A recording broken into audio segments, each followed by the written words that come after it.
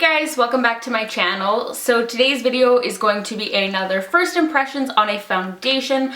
First of all, thank you guys so much for all of the requests on my last first impressions video. If you guys ever think of any other foundations that you want to see me test out, definitely feel free to let me know. But anyways, the one I'm testing out today actually wasn't a request. I've had this since before that video went up, and it is the Clinique Beyond Perfecting Foundation and Concealer 2-in-1.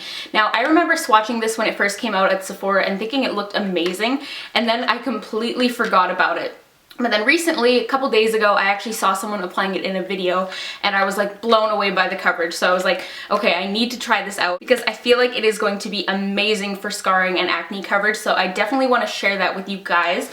So we're going to go through my little rundown of the foundation like I always do. First of all, this foundation is one of the more affordable high-end foundation options. It is $34 Canadian or $27 USD. And of course, it is just 30 ml or 1 fluid ounce. Like I always say, that's just kind of the standard size for foundations. So for shade range, there is 21 shades available at Sephora. I chose the shade 0.5 Breeze, which is the lightest shade. My Sephora did not have a lot of testers out for these for the more fair option, so I have no idea if this is going to match me well. I have heard people say that this is kind of a tricky foundation to match, so if possible, it's best to go in stores. I also looked on the Clinique website and there was less shades, so I believe some of the shades, including this one, are exclusive to Sephora only. So this is what the packaging looks like. It comes in a very heavy glass bottle, so probably not the most convenient for traveling. And then when you open it up, there's actually like a massive doe foot applicator on the inside, which at first I really like the idea of because I'm like, I don't have to pour any on the back of my hand. It's not going to get messy. But then when I think about it, it's like, I feel like this isn't going to be very hygienic. I feel like a lot of bacteria is going to get in this product if I'm always touching the applicator right to my face. So I have mixed feelings about that, but basically they say that one dip of the doe foot wand in here is supposed to be enough to do your entire face. That is a big claim for this foundation. But what I actually did at Sephora, they have a little thing for disposable wands on the Clinique display. So I just stole one of those so I can actually try it out and see if one dip is really enough. For finish and coverage, this foundation is supposed to have a natural matte finish, and it also says it is just a full coverage foundation. And kind of going back to the shade thing for a second, Clinique also says that when you're applying this foundation, it looks quite a bit darker than it actually is, and it's going to dry lighter and more true to color. So this foundation has a ton of claims. If I'm looking down, it's because I wrote notes, but this foundation is oil-free, lightweight. Lightweight seems to be a really big thing in the kind of like foundation industry this year. Everyone claims that their foundation is going to be like the newest, best lightweight option out there. It's also supposed to be moisturizing. It provides 12-hour wear. It doesn't clog pores, and it's meant to feel very breathable on your skin. And it also says it dries slowly for very easy blending. It also says this foundation is meant to stay put even throughout sweat and humidity. And it also is fragrance-free, which is a big deal to me. And it also is for all skin types. And for the application of this foundation, Clinique recommends just using your fingers.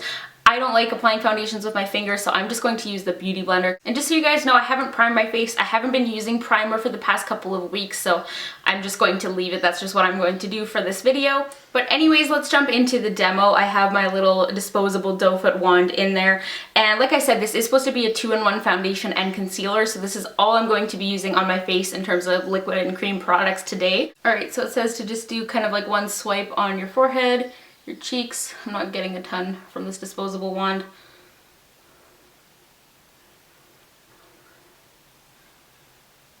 And then just your chin. I feel like this disposable wand isn't really working because I feel like it's not holding as much product as the wand from the actual product would.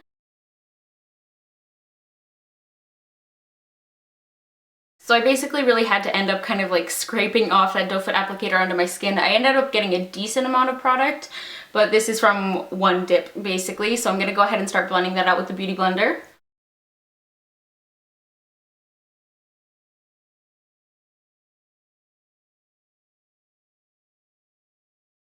So that was kind of one dip of the wand and what it looks like blended out. I actually got really good coverage from that. I am going to have to go in with the actual applicator though and kind of like double dip and use that on my skin though, because I feel like it just wasn't quite enough. But I'm going to go ahead and add a little bit more now. I'm just going to avoid the areas where I have kind of active breakouts. So yeah, once again, the wand doesn't really seem to hold that much product on it. I think the coverage is definitely looking great though. It's like really full coverage. And I think it's definitely living up to its foundation and concealer in one claim, because I definitely won't need to go in with concealer afterwards, which is definitely a big plus for me because I don't like that. I like just kind of like one step of really even flawless coverage. It's definitely a lot easier, especially when I'm like getting ready for work in the morning. I forgot to mention the texture. Applying it was kind of like a kind of medium thickness cream foundation. It wasn't super thin or runny or anything like that. It was definitely thicker. And right now it's looking like extremely shiny on me. It's like a little bit tacky as well, but like I said, it is meant to be a slower drying foundation. I'm really hoping it does dry more matte because right now I feel like it's looking definitely too shiny for my skin. But now I'm just going to go ahead and use it as an under eye concealer as well.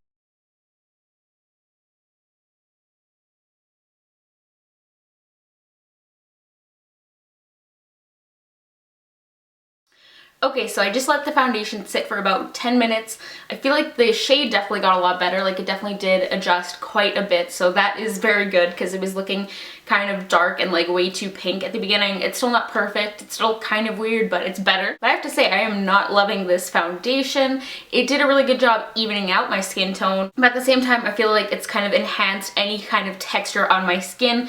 Like here under my eyes, you can see like it's made it look like I have horrible eye bags basically.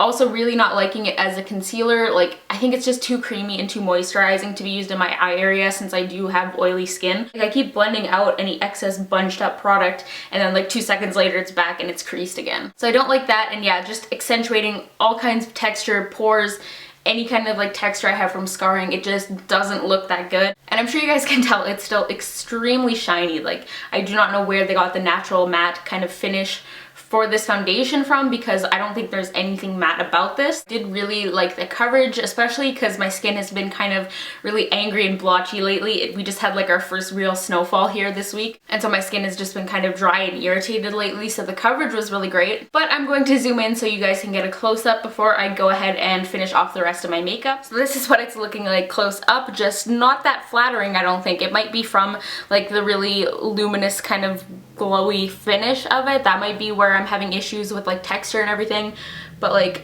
I just don't think it looks that good, to be honest. I don't know if you guys can see, but it is creasing under my eyes and on my lids. It's kind of like sitting right at my lash line. So far it's definitely a no in terms of concealer, but I'm going to still test it out for the rest of the day and see how it wears. So I'm going to go ahead and finish off my makeup now. I'm going to do another close-up, and then later on I'll be doing my check-ins. Alright, so I just finished off the rest of my makeup. It's currently about 1 p.m. So I'm going to say my starting time was about noon because it took me a while to finish off my makeup and everything. But so far this foundation just really is not doing it for me.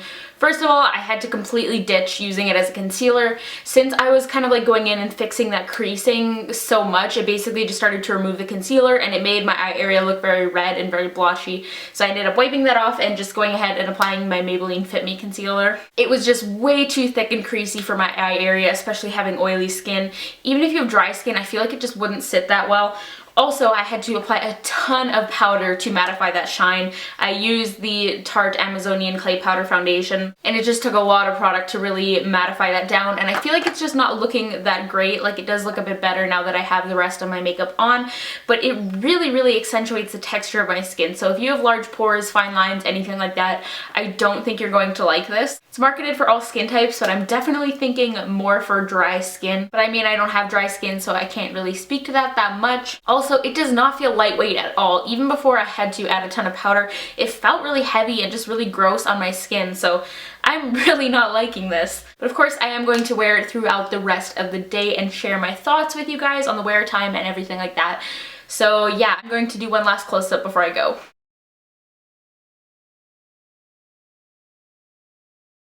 Alright, so this is going to be my one and only check-in for this foundation. I decided to skip one throughout the middle of the day because I just didn't really have anything to update on.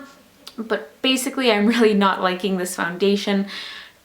You guys can probably tell it does not look good on my skin. I've had this foundation on for 10 hours. It's now 10 o'clock at night, and I just really want to go wash my face. As you can tell, it just doesn't really look that good. It's really worn off.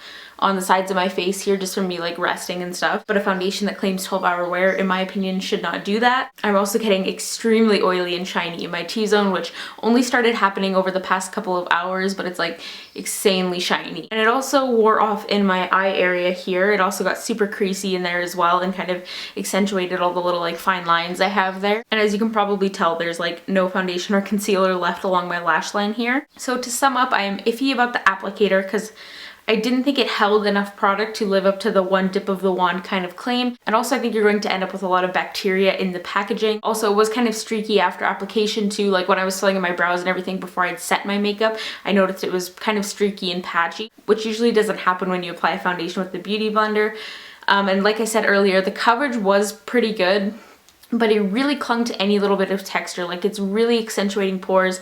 Like I said, it's accentuating any areas where I have like fine lines. And it definitely did not live up to the natural matte finish kind of claim. And it also, I don't think, lived up to the lightweight claim at all. Like it's definitely a product where you feel the makeup on your skin. It's quite heavy due to the like thick, creamy kind of texture of it, which I'm not someone who will like exclusively only use foundations that I can't feel on my face. You guys know I like really full coverage, so I'm okay with feeling my makeup, but this just doesn't feel good on my skin. So I feel like most of the claims for it were kind of a big flop. I am still probably going to test it out like maybe once or twice, but I definitely think this is going to be returned. Maybe this product would work a little bit better for dry skin, I don't really know. But anyways, I hope you guys enjoyed this video and I hope some of you found it helpful. Don't forget to give it a thumbs up if you did. Comment down below and let me know if you've tried out this foundation. And of course, don't forget to subscribe to my channel if you haven't already, and I will talk to all of you guys in my next video. Bye guys!